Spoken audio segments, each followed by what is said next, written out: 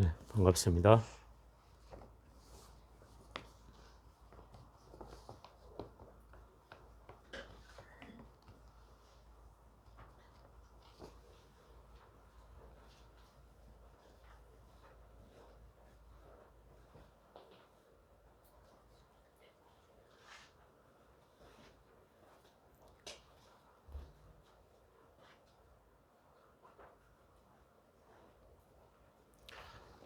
반야신경은 원래 제목이 마하반야 바라밀다 심경, 이게 원래 제목이고요. 페이지 25쪽입니다.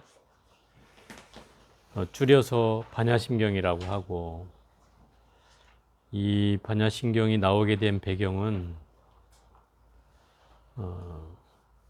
부처님께서 처음으로 설한 경전이 화엄경이라고 알려져 있고요. 화엄경을 3, 7일간 설하고 났는데 대중들이 그 뜻을 알지 못해서 너무 어렵다 이 말이죠. 그래서 다시금 경전을 말씀하신 게 이제 아함경이죠. 그 아함경을 설하고 나니까 이제 방등경이라고 해서 방등부 경전을 설하고, 그러고 나서 철해진 게 세 번째 이 반야부 계통의 경전이에요. 이 반야부 계통의 경전은 부처님께서 당신이 45년을 설법하시는 동안 거의 절반에 가까운 시간을 이 반야경 계통의 경전에 할애했다 이 말이죠. 제일 많이 말씀하신 경전이 이 반야부 계통의 경전이에요. 그 반야부가 뭐 대품반야, 소품반야 뭐 이렇게 해가지고 거의 경전의 팔만대장경에는 거의 600권 정도가 있어요. 우리가 알고 있는 화엄경이나 이런 경전이 80화엄, 뭐 60화엄, 40화엄 이러거든요. 권수로 80권 정도 된다는 거죠. 그것의 거의 8배 정도가 이 반야부 경전의 양이다 이 말이죠. 엄청난 양이죠. 그래서 부처님이 20년이 넘는 시간을 이 반야부 계통을 설했다는 거예요. 그래서 이 반야부 계통을 읽으려면 엄청난 양이기 때문에 다 읽기가 쉽지 않겠죠, 당연히. 그래서 이제 이 반야부 계통의 경전을 요약하게 된 거예요. 그 대표적인 게 반야부 경전에서 대표적인 게 이제 금강경이고, 또 그 금강경도 사실은 그 핵심을 담아놓은 거라기보다는 한 부분을 설명해 놨다고 하면, 이 반야신경은 그 600권이나 되는 반야경을 딱 270자로 요약해서 핵심만 모아놓은 경전이 바로 반야신경이다 이 말이죠. 그러니까 반야부 계통의 경전을 다 공부할 필요 없이 이 반야신경만 독송해도 이 반야부 계통의 핵심적인 교리와 사상과 가르침은 다 이 반야신경 안에 담겨 있다. 그래서 이 뭐 270자밖에 되지 않는 경전이지만 그 뜻이 함축하고 있는 내용은 이 대승경전에서 핵심과 같은 내용들이 담겨 있다 이런 얘기죠. 그래서 이 번역본이, 그러니까 그 반야신경, 반야부 계통의 경전을 엑기스만 모아놓은 반야신경이라는 이름을 가진 이 원전 범어본이 있는데, 이것을 가지고 중국의 여러 스님들이 번역을 했다 이 말이죠. 그 중에 대표적인 사람이 바로 구마라집과 현장인데, 우리가 재밌는 것은 금강경이라는 경전은 누가 번역한 거예요? 그렇죠. 구마라집이 번역한 거예요. 그러면 현장 스님이 번역한 금강경도 있어요. 근데 우리가 읽고 있는 것은 다 구마라집이 번역한 금강경을 읽고 있다 이 말이죠. 그럼 이 반야신경도 또한 구마라집이 번역한 것도 있고 다른 스님이 번역한 것도 있는데, 유독 이 반야신경은 또 현장 스님 번역을 우리가 쓴다 이 말이죠. 그게 특징이에요. 그럼 무슨 얘기냐면, 금강경은 대중적으로 구마라집이 그 번역한 금강경이 유행을 했다는 뜻이고, 또 이 반야신경은 이 현장 스님이 번역한 내용이 대중들에게 훨씬 더 많이 알려졌다는 뜻이죠. 그래서 이 반야신경이 지금 우리의 법회 의식상에 들어와서 매일 독송하고 뭐 의식을 끝내도 반야신경을 하고 또 뭐 의식을 시작해도 반야신경을 하는 이런 것이 반복되게 된 거죠. 가장 큰 이유는 경이 270자밖에 안 되는 짧은 경전이어서 뭐 매일 독송해도 시간이 걸리질 않잖아요. 그래서 이거를 우리가 주로 제일 많이 독송하게 되는 이유가 되었다 이 말이죠. 그래서 이 반야심경은 우선 이제 제목을 보면은 원래 마하반야 바라밀다 심경이다. 이게 10자예요. 이 제목을 포함해서 270자예요. 제목을 빼면 260자고. 마하라고 하는 말은 여러 가지 의미로 쓰이는데 크다, 넓다, 빠르다 뭐 이런 의미가 다 포함되는 말이죠. 예를 들어 우리가 그 비행기의 속도가 빠르기를 얘기할 때 마하 몇 점 0 뭐 이렇게 얘기하잖아요. 그죠? 마하 1.0이면 음속을 돌파한다는 뜻이에요. 초음속으로 지나간다는 거죠. 그래서 그때 마하라는 걸 붙이는데 이때는 빠르다는 의미로 쓰는 것이고 대체로 반야신경에서 마하는 크다는 뜻이에요. 크다. 근데 그 크기가 왜 대라고 하지 않고 뭐 물론 반야부 계통형인 대반야경 이렇게 되기도 해요. 근데 그를 원래 원전에는 마하 반야 이렇게 나온다 이 말이죠. 그러면 이 마하라는 말은 크기가 상대적으로 큰 걸 얘기하는 게 아니다 이 말이에요. 그냥 절대적으로 큰 거예요. 어느 것도 비교할 수 없을 만큼 크다는 뜻이에요. 누구도 상대가 되지 않는다 이 말이죠. 절대적으로 커요. 그렇기 때문에 마하라는 이름을 쓰는 것이고 그 마하라는 말에는 결국은 어떤 비교 가치가 있지 않다는 의미예요. 독보적으로 크다는 거예요. 절대적으로. 그게 가장 큰 핵심이에요. 또 반야라고 하는 말은 이게 이제 그 부처님 원전의 글은 두 가지 언어가 있어요. 하나는 귀족들이 사용했던 산스크리트어라고 하는 이걸 버머라고 줄여서 얘기하고 또 민중들이 사용했던 언어는 파리어라고 해요. 빨리어 또는 파리어라고 하는데 이 빨리어는 이미 부처님 당시에도 민중들의 언어로 사용되었어요. 그래서 이 두 가지가 비슷하긴 하지만 좀 다른데 이 반야라는 말은 버머로는 뿌라즈냐라고 하고 이게 파리어로 민중들이 사용했던 언어로는 빵냐라고 한다. 빵냐. 그러니까 말을 빵냐라는 말이 사실 반야라는 말과 비슷하잖아요. 오히려. 그러니까 결국 이 반야라는 말은 바로 파리어라는 민중의 언어에서 왔다고 할 수 있는 거죠. 그래서 이 반야라는 말은 지혜라는 뜻인데 왜 그냥 지혜라고 번역하지 않고 반야라고 하는가 하면 이 원전을 중국의 한문으로 번역하게 되면서 5가지 원칙을 세웠는데 그 중에 하나가 의미가 여러 가지가 있거나 또는 의미를 해석했을 때 오해를 살 만한 단어는 그냥 번역하지 않는다. 이런 원칙을 세웠어요. 그게 오종불본이라고 하는 건데 5가지는 번역하지 않는다. 그 중에 하나가 바로 이 반야라는 말이고 마하라는 말이고 또 파라밀다 이런 말들은 다 번역하지 않고 그대로 썼던 거예요. 그래서 이 반야라는 말도 지혜라는 뜻인데 왜 지혜라는 말을 쓰면은 헷갈리게 되는가 하면 불교에서 말하는 지혜와 우리가 일반적으로 알고 있는 지혜가 좀 다르다 이 말이죠. 불교에서 말하는 지혜는 끊임없는 수행력을 통해서 얻어지는 것을 지혜라고 한다 이 말이에요. 수행이 담보되지 않으면 얻어질 수 없는 것이기 때문에 일반적으로 우리가 알고 있는 지혜라는 것과는 다르다. 지혜는 우리가 보통 청명하고 슬기롭으면 지혜롭다 이렇게 얘기하잖아요. 그런 말로 하고는 좀 다르다. 성격이. 그래서 반야라는 말을 그대로 쓰는 것이고 바라밀다라고 하는 말은 파라미타에서 왔어요. 범어로는 파라미타라고 하고 그거를 그대로 옮겨서 바라밀다라고 하는데 이 말은 뭐 뜻으로 풀어보자면 완성하다, 이루어지다, 그 다음에 건너가다. 그래서 우리가 이거를 번역할 때 도피안이라고 번역한다. 도피안. 도는 건널 도자고 피안은 저 언덕을 건넌다 이런 뜻이에요. 그럼 상대적으로 저 언덕이 있으면 이 언덕이 있어야 되잖아요. 우리가 사는 세계를 차안이라고 하고 이 사바세계를 차안이라고 한다. 이 언덕이라고 하고 또 부처님이 살거나 깨달음 사람들이 사는 세상을 피안이라고 한다. 저 언덕. 이 언덕에서 저 언덕을 건너가게 해주는 것이 바로 반야다 이 말이죠. 반야. 그 반야의 배를 통해서 저기 강가를 건너가면 저쪽 건너편에는 부처님이 사는 깨달음의 세계가 있다. 그래서 그걸 건너가는 데 필요한 게 바로 이 반야다 이 말인 거죠.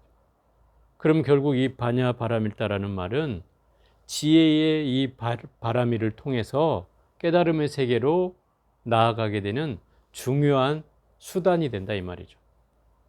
그럼 우리가 반야만 있으면 깨달음을 얻는 거는 따놓은 당상이라고 할 수 있죠. 그래서 이 반야부계통의 경전은 이 반야바라밀다를 제일 많이 얘기하고 있는 경전이기도 해요.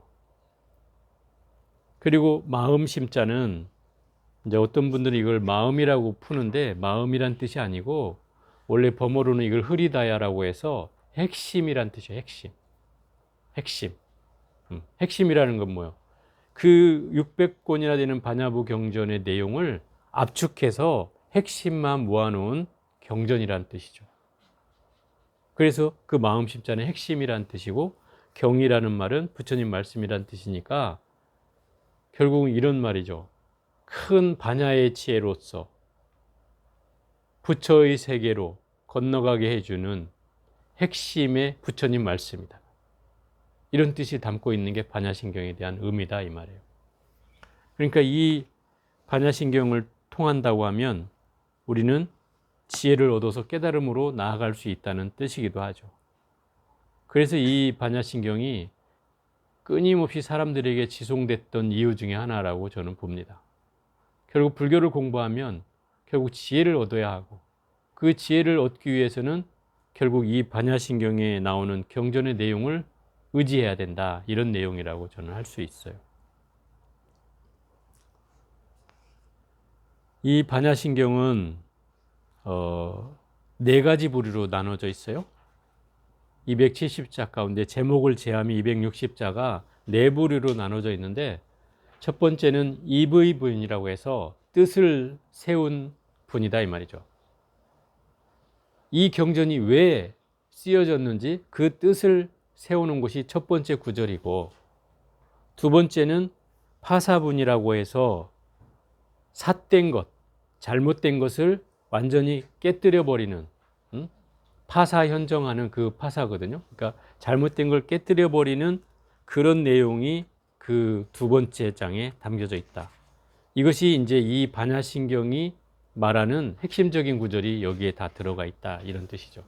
여러분들이 알고 있는 뭐 색불이공 공불이색, 색즉시공 공즉시색 이런 말은 들어봤잖아요. 어떤 사람은 이렇게 얘기하니까 영화 제목이라고 얘기하던데 그 물론 영화 제목이기도 하지만 그 말의 뜻이 아주 깊다 이 말이죠. 영화 제목이라고 할 수 없을 만큼 이 내용이 이제 고진멸도 무지영무도까지가 바로 그 파사분이고 제일 길죠. 그 다음에 세 번째는 공능분이라고 해서 그 효능이 이런 거다. 이 경전을 제대로 공부하면 그 효능이 있는데 마음에 걸려지는 바도 없고 또 공포도 없고 두려움도 없고 전도몽상도 없고 완전한 열반에 들어가게 해준다. 그리고 최상의 깨달음을 얻는다. 이런 효과가 있다 이 말이죠. 이를 제대로 공부하면. 그리고 마지막 결론이 이제 총결분이라고 해서 이 반야신경을 통해서 큰 주문이 나한테 생겨나고 주문이라는 것은 신비하고 밝은 나한테 신비한 능력이 생겨난다 이런 뜻이죠. 그런 능력이 생겨나고 또 그렇기 때문에 우리가 이 부처님의 세계로 나아갈 수 있다 이런 거죠.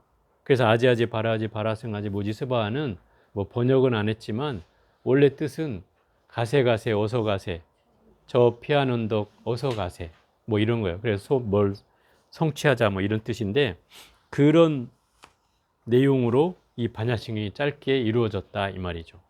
그러니까 오늘은 한 구절만 제가 하고 이 부분만 해볼게요. 아까 말한 대로 이 부분은 이 반야신경의 핵심적인 뜻을 설에 세운 그런 장이고, 이 장에는 이제 관자재보살이라고 등장한다 이 말이에요. 이 관자재보살은 원래 범어로 말하면 아발로키데스바라 보디사트바, 이렇게 발음이 좀 어렵죠. 아발로키데스바라 보디사트바, 이게 관자재보살이라는 뜻이에요. 이 말이 무슨 얘기냐면 자유자재하게 중생들을 살펴보는 보살님이라는 거죠. 그게 관자재보살의 뜻이에요. 그래서 이걸 바꿔서 얘기하면 우리 관세음보살이란 말이 같은 말이에요. 같은 말이에요. 관세음보살이나 관자재보살이나 같은 말이다. 근데 이 현장 스님은 관세음보살이라고 하지 않고 관자재보살이라고 했다는 거예요.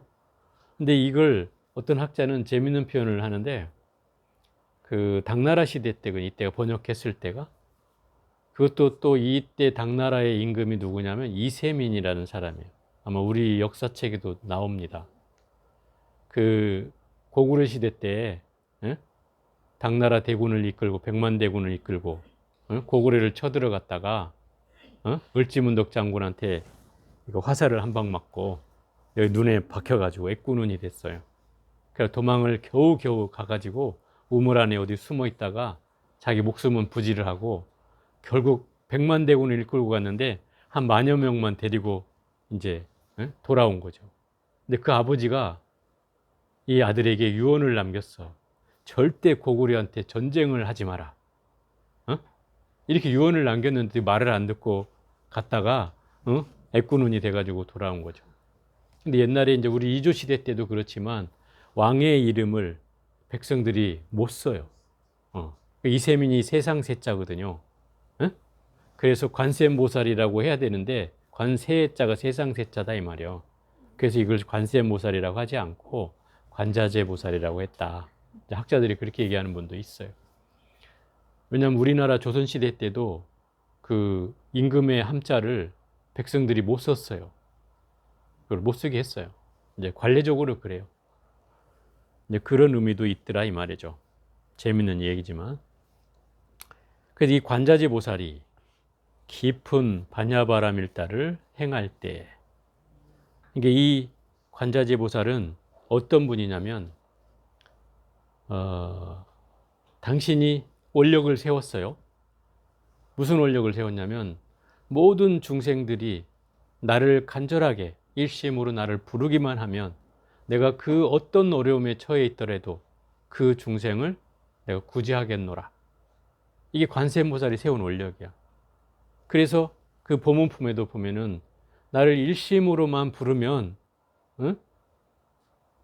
물에 빠졌더라도 얕은 물에 이르게 하고 불에 떨어져도 태우지 않게 하고, 그죠? 낭떠러지에 떨어져도 하늘의 공중에 떠 있게 하고, 강도를 만나도 강도로부터 벗어나게 하고, 감옥에 있더라도 감옥을 풀려나게 한다. 그죠? 그게 나오잖아. 이게 이제 소위 말하는 환난에 처해도 그 어려움을 다 해결해 주겠다고 원력을 세우신 분이 관자재보살이다. 그러니 이 관자재보살은 이 보는 눈이 어떻겠어요? 우리가 관이라고 쓰는 게 볼관자다 이 말이야. 볼관자. 근데 이 관자재보살은 어떤 분이냐면 귀로서 이미 깨달음을 얻으신 분이야. 이근 온통이라 그래. 귀의 경계로 모든 게 통해버렸어요.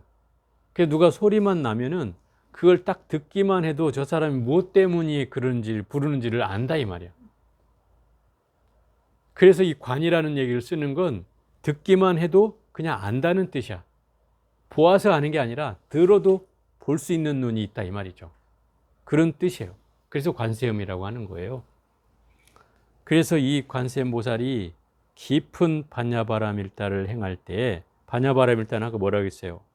지혜가 완성되어 있는, 지혜로서 깨달음의 세계로 건너가게 해주는 그런 깊은 수행을 행할 때, 그 깊은 수행이 뭐냐면 이런 거예요. 어떻게 해야 깊은 수행인가? 깊다는 말은 무엇인가? 이걸 우리가 좀 생각해 봐야 되는데, 이제 우리가 우리 입장에서 얘기를 하자면 바르게 보는 거예요. 바르게 보는 거. 그게 깊은 수행이에요. 그럼 왜 바르게 보는 게 깊은 수행이지? 이렇게 또 의문을 할 수 있는데, 바르게 본다는 것은 있는 그대로 본다는 말이에요. 있는 그대로. 근데 우리는 있는 그대로 보는 것조차 쉽지가 않아요. 그 있는 그대로 보는 것조차 쉽지 않다는 말은, 우리는 늘 뭐 사물을 볼 때마다 나의 과거의 기억과 선입견과 고정관념을 끌어다가 그 사물을 보게 돼 있다 이 말이에요. 그렇죠?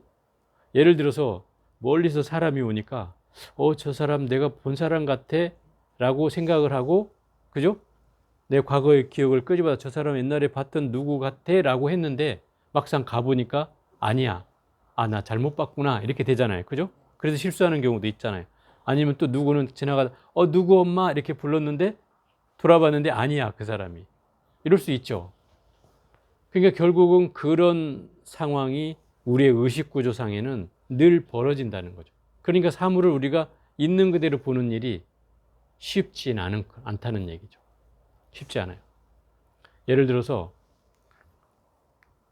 어느 분이 이렇게 물어서 제가 여기다 꽃을 이렇게 갖다 놓으니까, 스님 참 꽃이 이쁩니다 이러면서,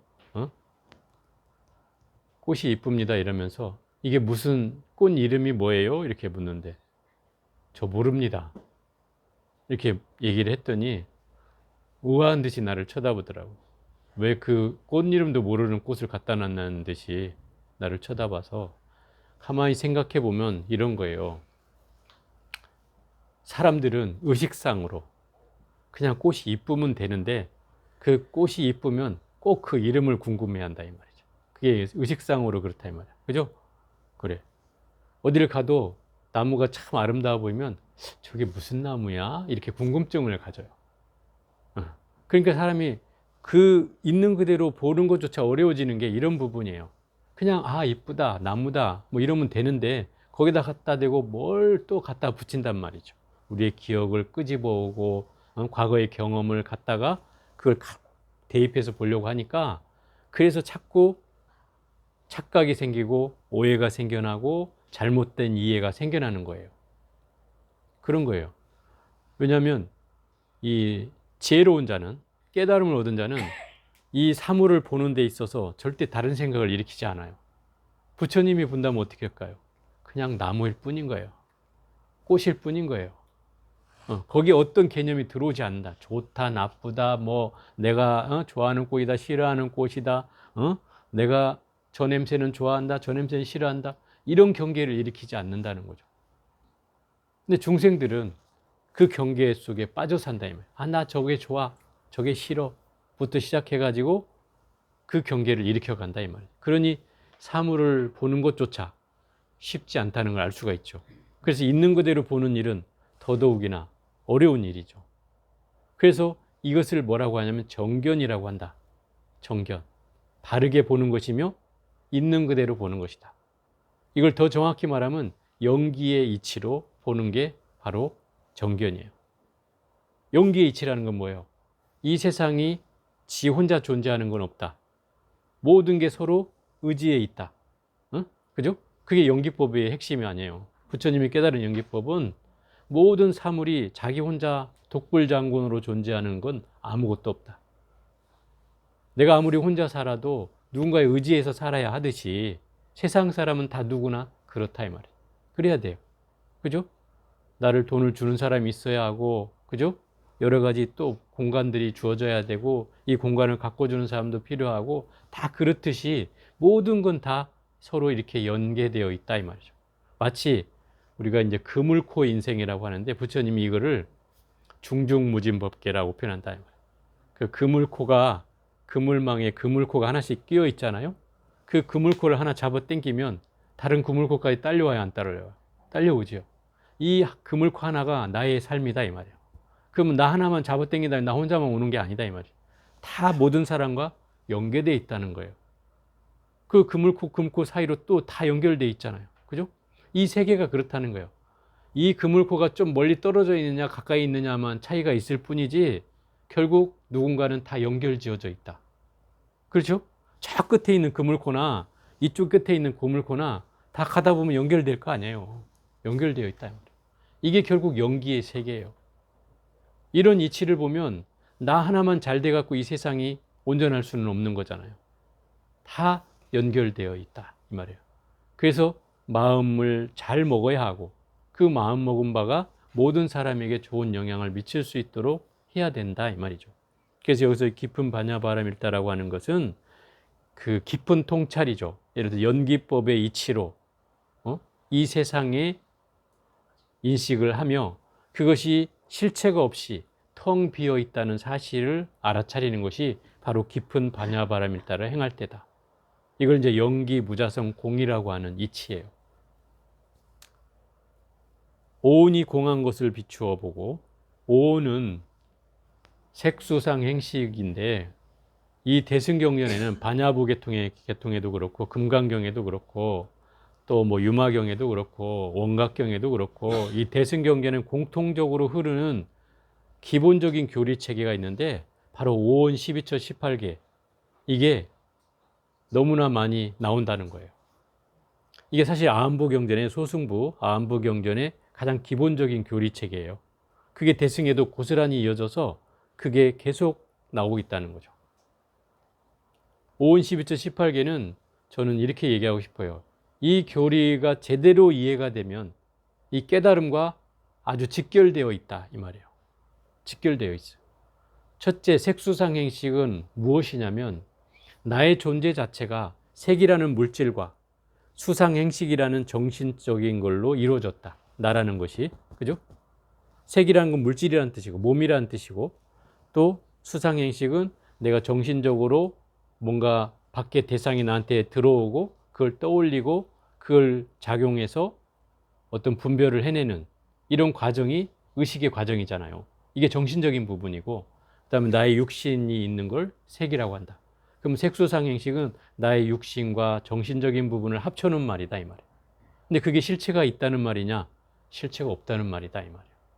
오온이 다 개공해서 다 공해서 실체가 없다. 여러분 생각하잖아요. 내 몸뚱아리가 나인가? 아니죠. 나의 정신이 나인가? 아니죠. 이거 어느 것도 날아갈 게 없다는 거예요. 실상으로 보면 나라고 하는 건 껍데기에 불과한 거죠. 없는 거죠. 그래서 이 실체가 없음을 이 오온이라는 걸 분석을 통해서 첫째 알아야 한다 이 말이에요. 그걸 알아야 된다. 그게 공의 개념이다 이 말이에요. 공이라는 건 이런 뜻이에요. 텅 비어 있기는 해요. 그렇지만 없는 건 아니에요. 공이라는 개념은 그래요. 텅 비어 있지만 없는 게 아니에요. 그래서 수학자들은 이 공을 얘기할 때 0이라는 숫자를 얘기했어요. 0. 0이라는 건 아무것도 없는 수예요. 0이라고 할 때는 아무것도 없는 수예요. 근데 여기다 1이 붙고, 그죠? 1이 붙으면 10이 되고, 여기다 공을 하나 더 붙이면 100이 되고, 하나 더 붙이면 1000이 되고, 이때의 0은 의미가 있어요, 없어요? 의미가 있죠? 있어요. 그러니까 없는 게 아닌 거죠. 0으로 혼자 존재할 때는 아무것도 없는 수인데, 뭔가 더불어서 1이라는 숫자와 함께 존재하면 그 0이라는 숫자가 뭔가 공이 하나 늘어날수록 의미가 있다 이 말이죠. 그죠? 이게 수학에서 말하는 그 공의 개념이에요. 그러니까 없는 거지만 없지는 않다 이렇게 얘기하죠.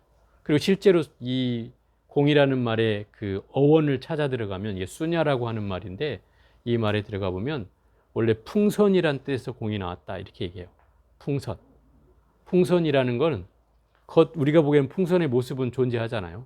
그죠? 존재하는데 그 풍선 속에는 텅 비어 있어요. 그죠? 텅 비어 있어.